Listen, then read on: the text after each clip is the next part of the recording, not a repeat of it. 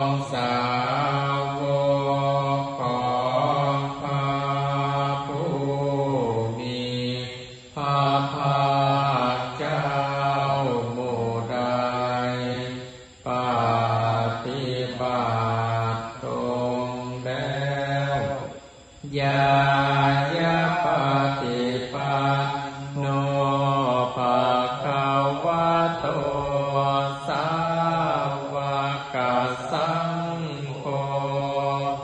สงฆ์สาวกของพระผู้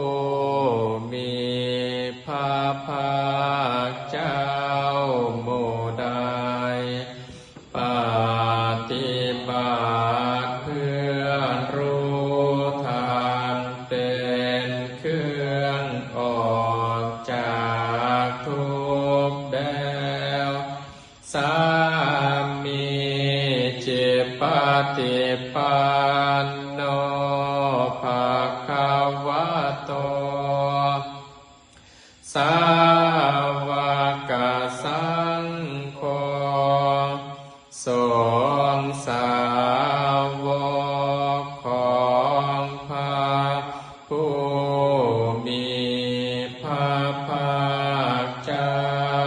หมู่ใดปฏิบัติสมควรแล้วยะทิทาง